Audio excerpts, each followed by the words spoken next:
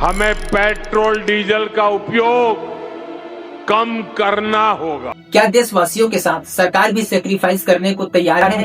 क्या सरकार अपनी गाड़ियों के काफिलों को कम करने को तैयार है, जिससे कुछ पेट्रोल डीजल जनता के लिए भी बच जाए? या सरकार उन पैसों को भी बचाने के लिए तैयार है जो बस चुनाव जीतने के लिए सरकारी योजना के नाम पर खर्च किए जाते हैं? जय हिंद दोस्तों। क्या भारत आर्थिक मंदी से जूझने वाला है?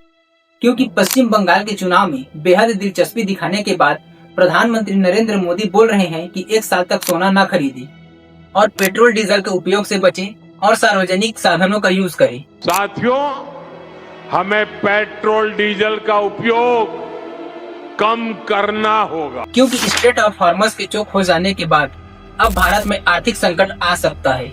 हाँ, ये बात अलग है कि चुनाव से पहले सब कुछ सही था, क्योंकि कुछ लोगों को सत्ता चाहिए थी।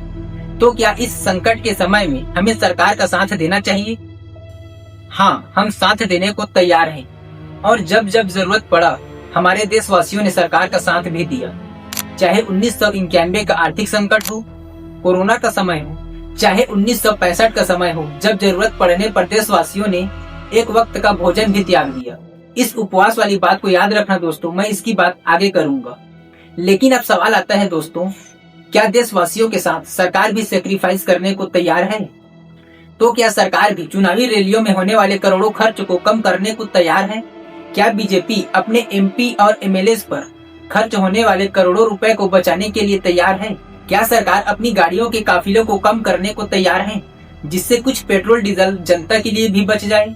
या सरकार उन पैसों को भी बचाने के लिए तैयार है जो बस चुनाव जीतने के लिए सरकारी योजना के नाम पर खर्च किए जाते हैं? मैं ये सवाल इसलिए पूछ रहा हूँ दोस्तों, क्योंकि 1965 में भारत पाकिस्तान युद्ध के समय भी भारत आर्थिक मंदी से जूझ रहा था। तब उस समय हमारे देश के पूर्व प्रधानमंत्री लाल बहादुर शास्त्री जी ने देशवासियों से अपील किया था कि एक वक्त का उपवास रखें। और आप यकीन नहीं करेंगे दोस्तों, पूरे देशवासियों ने हफ्ते में एक दिन सोमवार की रात को उपवास रखना शुरू भी कर दिया। लेकिन हैरानी की बात है दोस्तों, देशवासियों से अपील करने से पहले शास्त्री जी ने इस चीज को अपने घर में फॉलो करके देखा कि क्या मेरे घर वाले उपवास रख सकते हैं या नहीं, और तब जाकर उन्होंने देशवासियों से अपील किया।